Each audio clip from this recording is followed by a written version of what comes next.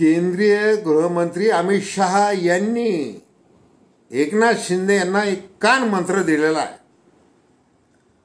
तुम्ही जे सध्या पालकमंत्रीपद मागताय, याच्या आधी तुम्ही गृहमंत्रीपद मागितलं, त्याच्या आधी तुम्ही मुख्यमंत्रीपद मागितलं, यापैकी तुम्हाला काहीही मिळण्याची चिन्ह नाही आहेत. याचा अर्थ तुम्ही शिवसेनेचे प्रमुख नेते म्हणून आपलं कर्तृत्व रोखून धरा असं तुम्हाला कोणीही म्हटलेलं नाही. तुम्ही सरकारमध्ये आहात. मग सरकारमध्ये जरी तुम्ही उपमुख्यमंत्री असाल तरी तुम्ही तुमचं काम शिवसेनेचे नेते म्हणून महाराष्ट्राला सांगू शकता. आणि यामध्ये मुख्यमंत्री देवेंद्र फडणवीस यांचा काही अडथळा राहणार नाही याची देखील तुम्ही काळजी घ्या. अशा पद्धतीचा कानमंत्र अमित शहा यांनी एकनाथ शिंदे यांना दिलेला आहे. याबद्दल मुंबईच्या राजकीय वर्तुळामध्ये जोरदार चर्चा सुरू आहे आणि आपण त्याच विषयी अतिशय थोडक्यामध्ये चर्चा करणार आहोत. नमस्कार, जय महाराष्ट्र. मी डॉक्टर अनिल फळे.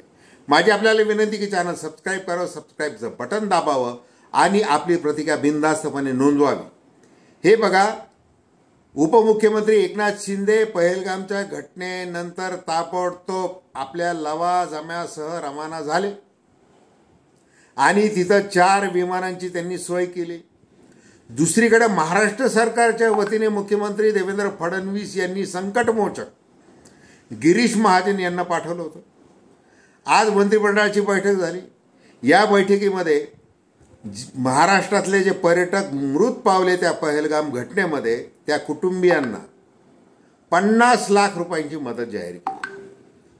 शासकीय नोकरी देण्याचं जाहीर केलं.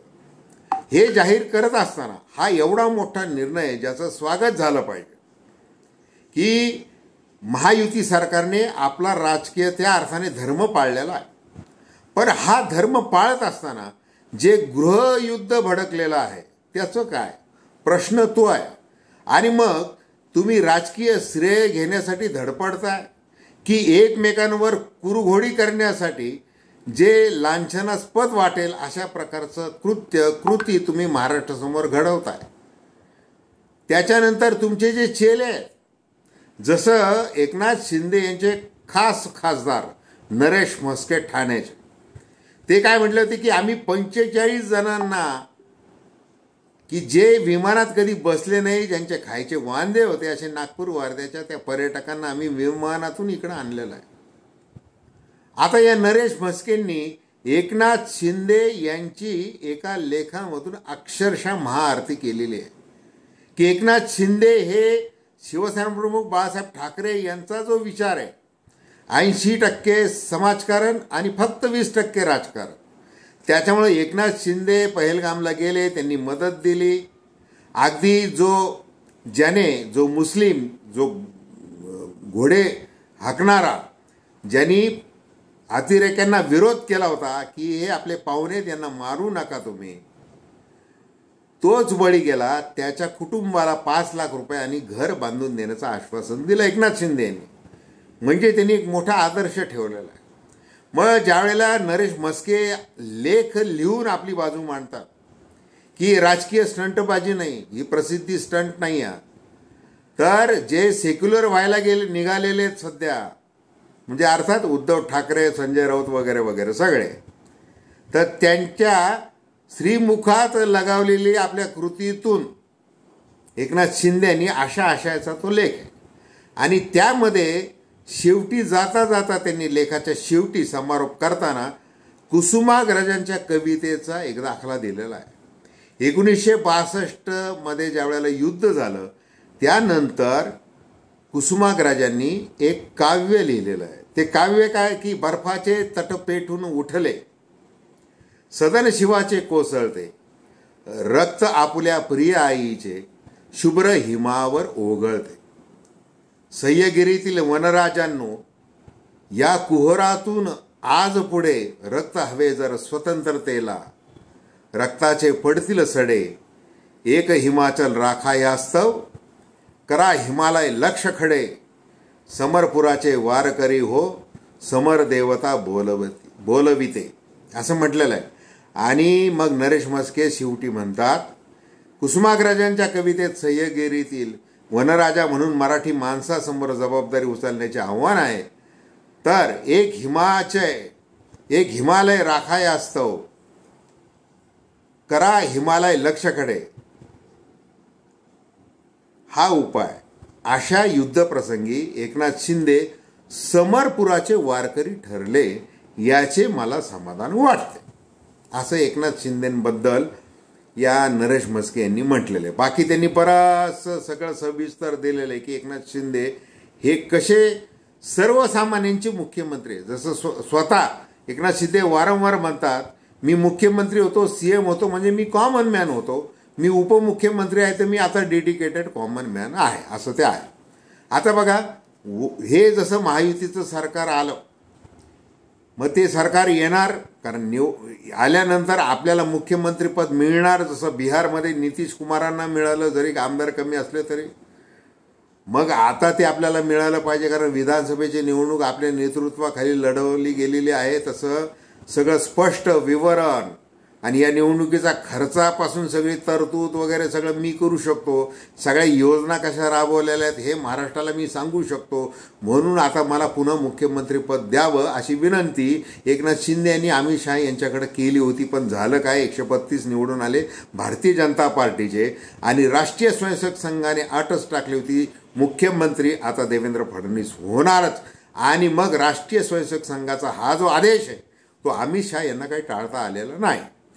मग आता एकनाथ शिंदे वारंवार दरेगावला जातात, वारंवार दिल्लीला जातात, वारंवार एकांतामध्ये बंद दाराआड अमित शहा यांच्यावर चर्चा करतात. आता अलीकडच्या काळामध्ये ज्या वेळेला अमित शहा यांचा रायगड दौरा जो गाजला मेजवानीमुळे, आणि हे सुनील तटकरे यांनी खास आपल्या त्या गावी नेऊन त्यांना म्हणजे खास ते हेलिकॉप्टर हेलिपॅड उभारलं वगैरे, त्याच्यावर भरपूर चर्चा झालेली.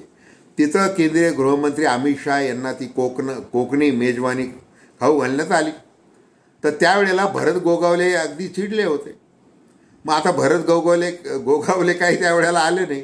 आता पुन्हा चिडलेले आहेत या क्षणाला. का चिडलेले आहेत? कारण 1 मेला महाराष्ट्र दिनाच्या दिवशी ध्वजावंदन होणार आहे पालकमंत्र्यांच्या हस्ते. मग आता पालकमंत्री कोण? आता आदिती तटकरे यांचं पालकमंत्रीपद स्थगित केलेलं आहे. मुख्यमंत्री ज्यावेळेला दावोसला होते, म्हणजे ते दावोसला जाऊन पोहोचले आणि इकडे गोगावले चिडले, तर ताबडतोब काय झालं होतं, ते पालकमंत्रीपद स्थगित केलं होतं. जसं नाशिकचंही केलं आणि हे देखील केलं. मग आता ती आदिती तटकरेच आता 26 जानेवारीला जसं त्यांनी ध्वजावंदन केलं पालकमंत्री म्हणून, तसाचा 1 मेला देखील त्या करणार आहे. मग ते चिडलेले. आता या सगळ्या याच्यामध्ये एकनाथ शिंदे हे सुसाट का सुटलेले आहेत आणि देवेंद्र फडणवीस यांच्या प्रत्येक गोष्टीला ते क्रॉस करायला लागलेले. म्हणजे इतकं ते झालेलं आहे आता, म्हणजे नाही गृहमंत्रीपद तर तुम्ही आता गृहराज्यमंत्रीपद घ्या. मग ते गृहराज्यमंत्रीपद दिलं कुणाला? रामदास कदम यांचे चिरंजीव योगेश कदम यांना. मग योगेश कदम काल परवा बोलले, असं गृहराज्यमंत्र्यांनी किती बोलावं, अंतर्गत सुरक्षेचा प्रश्न कशा पद्धतीने हाताळावा याचं भान न ठेवता ते बोलले. काय बोलले? की 107 पाकिस्तानी नागरिक गायब आहेत. आणि मग त्याची जरी एकनाथ शिंदे यांनी बुलढाण्याच्या भाषणामध्ये ओढली आणि आमचा शिवसैनिक एकेकाला ओढून काढेल, तो घुसेल, अशा प्रकारचं वक्तव्य केलं. मग शिंदे आणि कदम यांचं वक्तव्य खोडून काढलं ते मुख्यमंत्री देवेंद्र फडणवीस यांनी. आणि ते म्हणले की गृहमंत्री मी आहे, त्याच्यामुळे मी जे बोलतोय तेच सत्य माना, तेव्हा पत्रकारांनी उगाच फालतू बातम्या चालू नयेत असं मी सांगतोय. अशा शब्दात फडणवीसांनी एकनाथ शिंदे आणि योगेश कदम यांचं ते म्हणणं खोडून काढलं. आता आज बैठक होती मंत्रिमंडळाची. मग तिथं एकनाथ शिंदे यांनी सांगितलं की एवढी मोठी घटना घडलेली आहे, पूर्ण भारत म्हणजे जे 26 बळी गेलेले त्याच्यातले 6 बळी एकट्या महाराष्ट्रातले. आपण काळजी घेतली पाहिजे, महाराष्ट्राच्या मनामध्ये आत्मविश्वास आपण पेरला पाहिजेत. पंतप्रधान नरेंद्र मोदी हे ज्या पद्धतीने आता पाकिस्तानवर तुटून पडलेले आहेत आणि ते पाकिस्तानला धडा दाखवणार आहेत, अशा परिस्थितीमध्ये आपण आपलं काम केलं पाहिजे राज्य सरकार म्हणून. मग ती मदत ती जाहीर करण्यात आलेली आहे. बरं, एकनाथ शिंदे यांनी वेगळी मदत जाहीर म्हणजे वेगळं बाईट दिला आणि फडणवीस यांनी दिला, त्यामुळे ती चर्चा सुरू आहे. मग असं काही केलं, आमचं कसं बरं चाललेलं आहे, थंडा थंडा कूल कूल वगैरे असं काय नुसतं म्हणायचं आहे. त्यामुळं हे फक्त वरवरचं दिसतंय, परंतु मोठ्या प्रमाणात एकनाथ शिंदे हे आपली नाराजी आपल्या कृतीतून व्यक्त करायला लागलेले आहेत.